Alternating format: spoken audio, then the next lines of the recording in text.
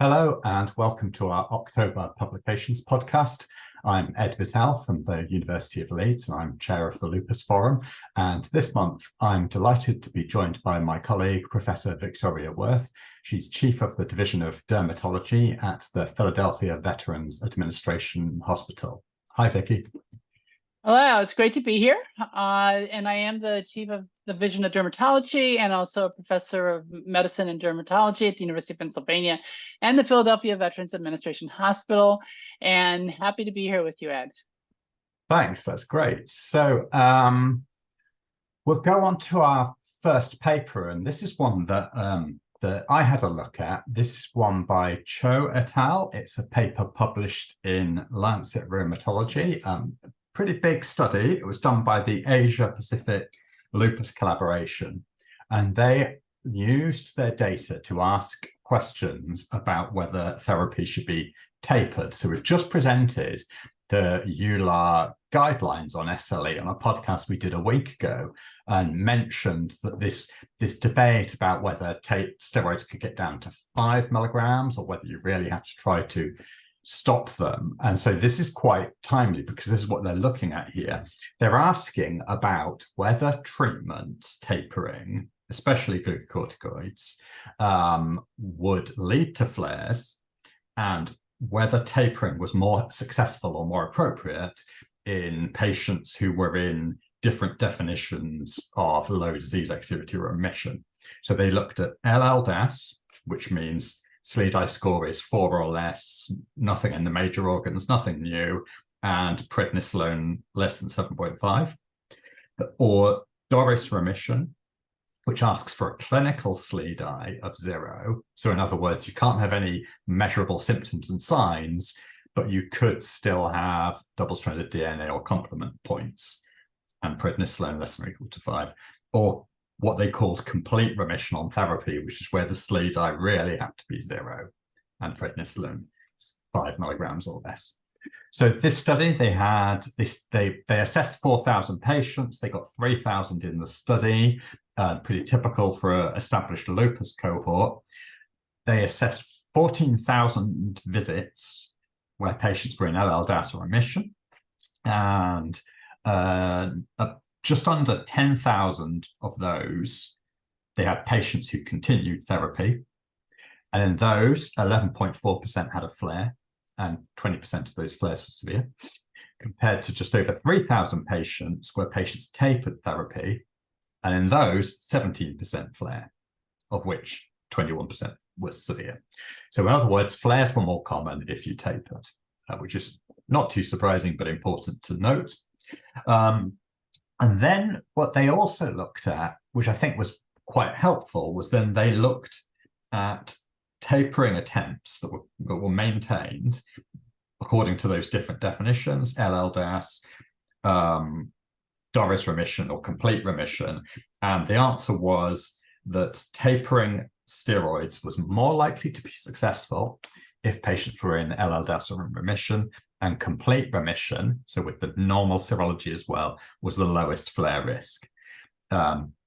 So in other words, the conclusion was that drug tapering needs to be quite carefully considered based on the patient's situation, because if it's not done right, it could lead to a flare, but sustained complete remission has the best chance of a successful taper.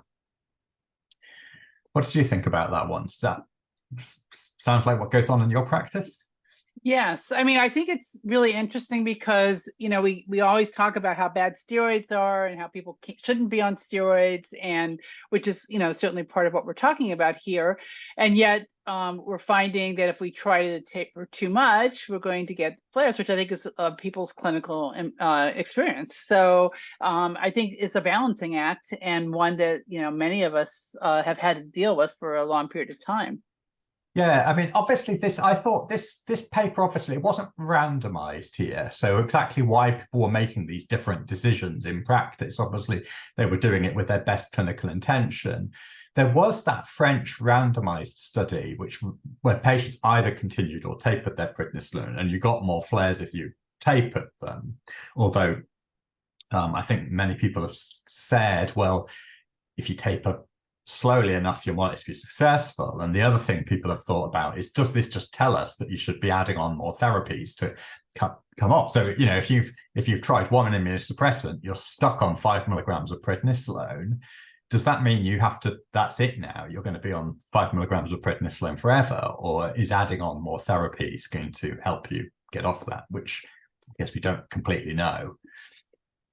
Well, that's why we're doing our studies to try to get better therapies in the first place. But we do know that most of these drugs now are shown to reduce steroid use as well as reduce disease activity, aren't they? So it would seem encouraging. But so I think that point will remain a little bit controversial. My own personal practice is to try to get people off if I think I can, but to look at everything I can about their situation to do it. And I mean, I think the other way to look at this, though, is that people may just, you know, if they flare a couple of times as you've tried to taper, there will be a cohort of people that probably have to be maintained on a very low dose until we find the right therapies to get them into complete remission. I agree. Should we go on to the next one? Absolutely. So our next slide, or our next paper, is a very interesting paper that talks about developing a novel clinical outcomes assessment for systemic lupus. And it's been a work in progress now for well over a year. And it's been very deliberate in the approach that's been taken. And so this paper is really just outlining what the goals are of the group and what's been accomplished so far. And so the objective is to develop a new outcome assessment that perhaps will work better than the ones we have right now. As we know, a lot of our lupus trials fail. A lot of our trials, even within the same phase trial of 2 phase 3 trials, we come up with different results. And often they fail going from phase 2 to phase 3, which could be due to many things. But one of the considerations is that the outcome measures that we use are really okay for activity, but they're really not, they weren't developed with looking at response over time in a trial. And they haven't really been properly validated in that way. And so we use different composites of different measures, but none of them are really perfect. And so this is an effort to try to, in a global way, develop a new outcome measure and kind of get international agreement. And I think what is unique here is that it's been a combination of SLE clinician academics, also dermatology, also nephrology, and also patients and patient representatives, which are a very important part of this, because in reality, we're trying to measure what is an important change for patients and what bothers the patients the most. And so there's been really, I would say, very important input from both the clinicians and the patients, as well as industry partners and with regulatory experts that have been also contributing over the time of many, many meetings that have occurred as we've worked through a protocol that has been developed very carefully and signed off by everybody. And we're very systematically going through to complete the different elements of the protocol. And so, again, to develop this, the first had to have a consensus about what are we trying to do. And so the high-level concept to be measured by the outcome measure is the active immune-mediated disease manifestations that impact on the patient and are modifiable by therapy to reduce or control disease activity. And so this measure has been, again, developed with a lot of this in mind. This paper really outlines the process, what it's accomplished so far, and also where it's going in the future in terms of developing and then validating a measure that can be used in these trials. And so I think this is going to be really a very interesting effort, and hopefully will yield a result that will help improve the measurement of activity and outcomes over time in trials. So I think that's the summary that I have thus far. Yeah. Do you have any thoughts about this?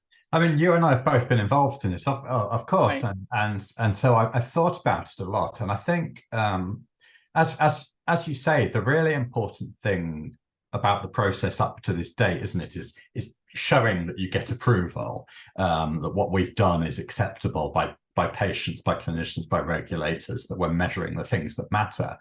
But the other thing I've become aware of is the way that what's being done here is very much designed for trials and measuring response and showing improvement. But that's not, maybe it's a slightly different role from the other disease activity instruments that we already use. So one of the problems with BILAG and SLEDAI is they weren't specifically designed for trials. They were just designed to assess a patient overall, which could be for the clinic, for an epidemiology study. And in this process, what's being defined is some organ features, some domains or symptoms or problems have been defined, and it's not attempting to be comprehensive. So it's not, we're not trying to say we're measuring every single feature that can possibly occur in lupus, like the BILAG does. Features were kind of selected if they're important, but also if like there's a feasible way to measure this.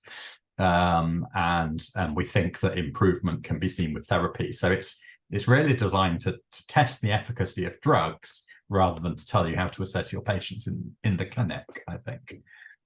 Absolutely. And I think, again, because it's been developed with really so much input, I think it will hopefully maximize the ability to not just have, is the the skin rash there or not, which is sort of what we see with the SLEDAI, or a very complicated way of looking at percentages of surface area, but can we really figure out a way that can be validated that will measure skin improvement in the context of a trial? And reviewing the literature is going to be really important, and seeing what works, what doesn't work, and coming to agreement as a group. So yeah, exactly. So that's the other thing, isn't it? It's like the process is quite complex in how to develop this outcome measure. But in the end, I hope that what it gets measured will actually be quite intuitive. So for the arthritis part of it, for example, we clinicians, rheumatologists are all pretty used to, you count the number of joints that are abnormal, you watch that number come down with the course of a treatment, and it's kind of frustrating that we don't really do that in trials at the moment where we use the SRI-4 or the SLEDAI, and I think this will come a bit closer to that. So it should be important, and most importantly, it should lead to more drugs getting through these trials and getting licensed into the clinic. Exactly. Totally agree. And I think this is the direction, actually, some trials are going into, where they are doing things like joint counts, swollen and tender. But this is going to be more, in a much more, I think, reproducible way. They could be using the same measure and the same measurements for between trials. And so we can really compare. Yeah, exactly. So it's important, and I think it's overdue. So the next paper is one I had a look at. So this is a small study, but it was quite an interesting one. So we're on to lupus nephritis now. So this was a study done in Argentina about repeat kidney biopsies in patients who were in the BLISS-LN study. So it's an interesting way they did this study, because essentially it's one center, and that one center had enrolled 20 patients into the randomized controlled trial, which is quite a large amount for one center. But what it allowed them to do was to look at, after their patients had finished the trial and the paper had been published, they took a look at their patients to see what else they could learn about them. It's always can be quite nice when you take a smaller group of patients who they're just very close to you. You really know what happens to these patients inside out, and taking a much more detailed look, even though you don't get the statistical power of a big study. So of their 20 patients, they were quite conveniently, they got 10 on each arm. So 10 of the patients had mycophenolate and placebo, and the other 10 patients had been randomized to mycophenolate and belimumab, and they'd finished their whole study follow-up.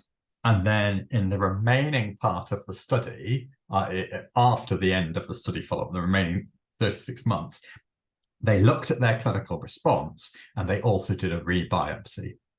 So they could look at not just whether they got a complete clinical response, but also a complete histological remission. And that's really the key thing here. So they got, all 10 patients on mycophenolate got the complete clinical response. 7 out of 10 of the placebo patients did, so favored belimumab in small numbers. But what we didn't know from the belimumab study is that this is backed up histologically.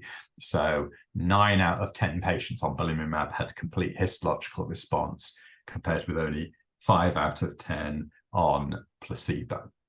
So yes, it's a small study, but I do think, especially with more drugs being licensed, it becomes quite important with lupus nephritis studies to have this histological outcome, because if you don't have that, what you're really looking at is level of proteinuria and EGFR, and you're using that to decide whether your treatment's been effective or not.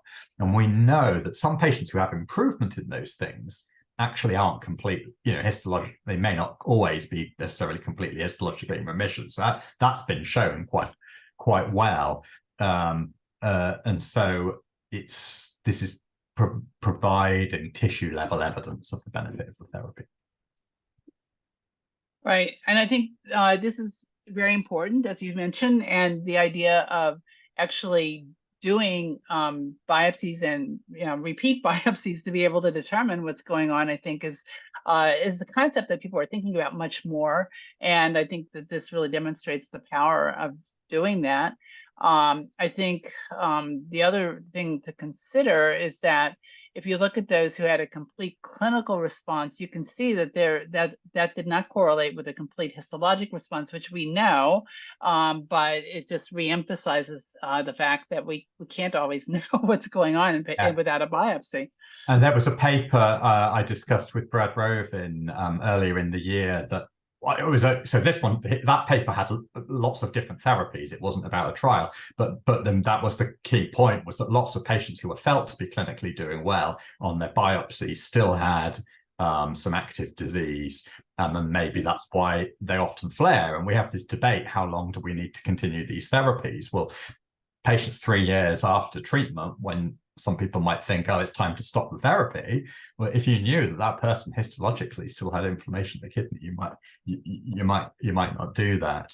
And I think in the long term, that's one of the big questions that we need to answer, actually, is that we're going to use more of these combination therapies, more of these high-cost drugs to induce remissions in lupus nephritis. But how long do you continue it for? 3 years, 5 years? I think we need to answer that. I mean, I think the other point is it would be very interesting to know in those who had a clinical response, how was that even defined? Because I think we're learning more and more about the degree of proteinuria that can be associated with renal disease. And so, I think there's probably more that we can be even doing in terms of at the protein level in the actually, kidney. that's one of the other parts of the new outcome measure study that we were just discussing on the previous slide. It was to sort of try and systematically say, do we really know what level of proteinuria you have at the start, how much it needs to improve? Patients with class 5 will naturally get a slower reduction in their proteinuria compared to patients with class 4, but that doesn't necessarily mean they're at a greater risk of renal failure. So the biomarker needs a bit of thought into exactly how we use it. Exactly. Okay. So I think we can probably move on to the next paper. Yeah. And this is one that I know quite well.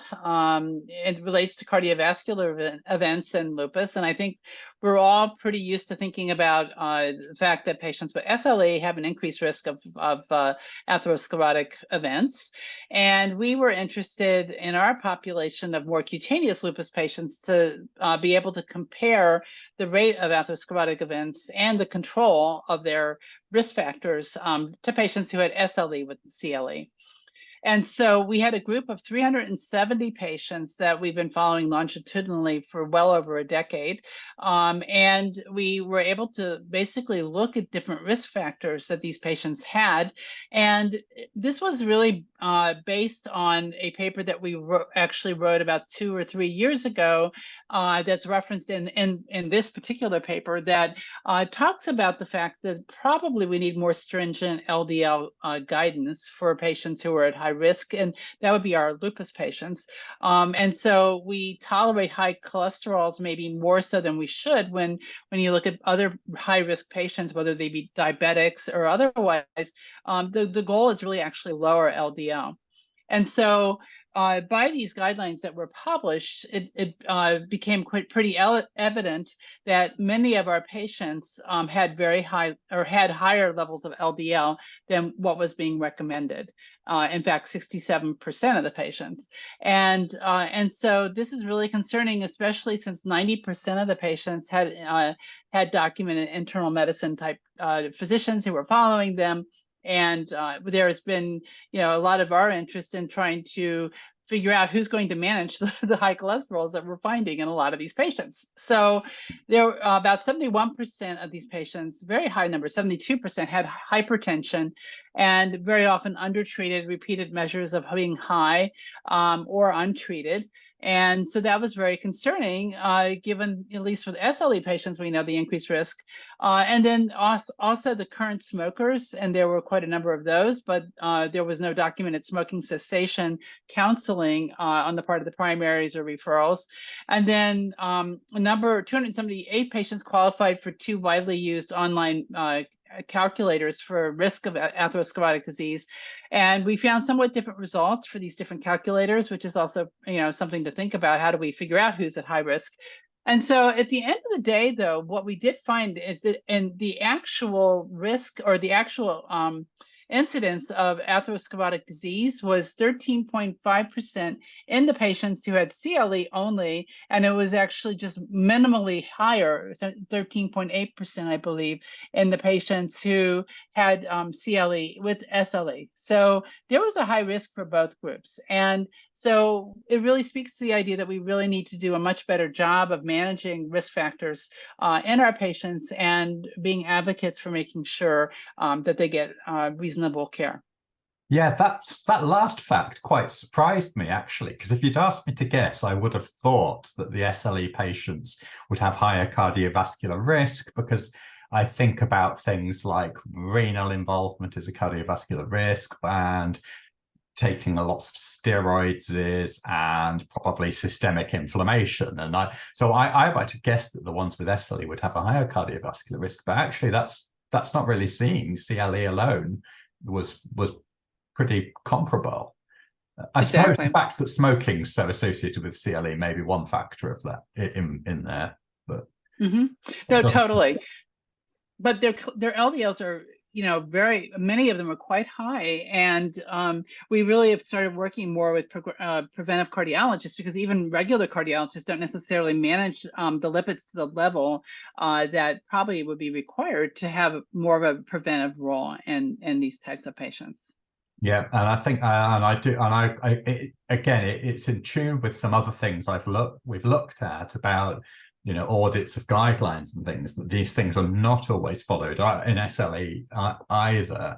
And I guess it's a challenge, because you've got a lot of SLE patients have a lot of different clinical problems. They have a high pill burden already, but it's important. The better we get at treating lupus, the more we see cardiovascular disease as one of the biggest causes of morbidity and mortality. Exactly. Okay. And if we go on to the last one, so this is about a EULAR recommendation, but actually it's not the final recommendation. It's a literature review. So I'll cover it quite briefly, but I think it's an interesting one to keep an eye on. So when these EULAR guideline papers get written, what usually happens is, first of all, you assemble a task force with all the different disciplines and specialists you want. You write some PICOs, so some research questions that you want to answer in your project, and then conduct a literature review, so systematic literature, which gets published. And that's what this paper is. And then there'll be another stage, like a fourth stage after that, which is for the task force to actually write some guidelines and vote on them.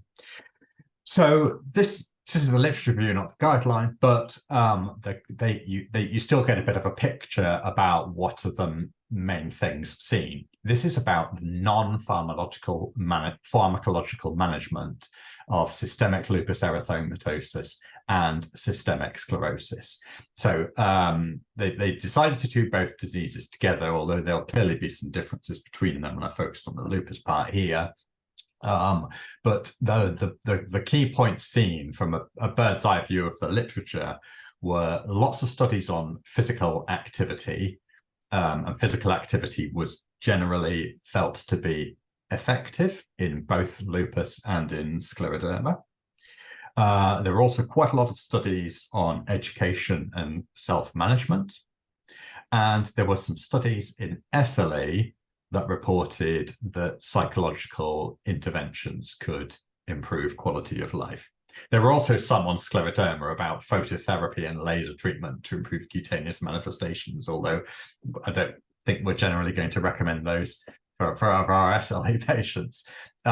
So I thought this was interesting as a resource to find the literature, because patients often ask about these things, and these literature reviews can be very helpful in identifying the right studies to answer those questions. But I am very interested to see what happens when the task force really take an expert look at all of these data, because some of the things I was wondering were things like, okay, so physical activity, that makes sense, slips off the tongue easily, but exactly what is being proposed, what kind of physical activity, what sort of patients, what kind of lupus, how effective, how do you need to deliver it, and similar with psychological interventions. Those terms, those are quite broad terms, exactly what needs to be given and for whom. Yeah, and I think the other thing is, this says non-pharmacologic, but there are a lot of things that patients are doing that might not be considered medications, but are supplements and herbal things, and you kind of wonder where that would get lumped in terms of this kind of evaluation, because I think some of these are immunostimulatory and may not be so healthy in systemic lupus. So yeah, it's something I don't think they address, but again, something that is worth thinking about. That's right. I'm working on the British guidelines at the moment, and everyone said patients are always asking about what can I do with my diet, and we don't really know very well, and the literature doesn't really tell us. So there's we say self-management is good, but we need to give people the tools onto what they need to do to self-manage, I guess. And we maybe need to know more than we know. Yeah, which is also exactly. So that's our last paper, and that's all we've got time for today. So thank you for joining me, Vicky. It's great to have your insights. Great to talk to you. Thank you very much. And thank you everyone for listening. So as always, you can find these slides online. So we've done the full slide decks on the Cho and Alvar papers, and there are single slide summaries of more studies at lupus-forum.com. The Lupus Forum is free to access. All our content is free to download. And if you register for updates on the Lupus Forum, then you'll get an email whenever there's new content available. So you can follow us on Lupus Forum, or one word, on Twitter and on LinkedIn. Thanks again, and see you next time. Bye-bye.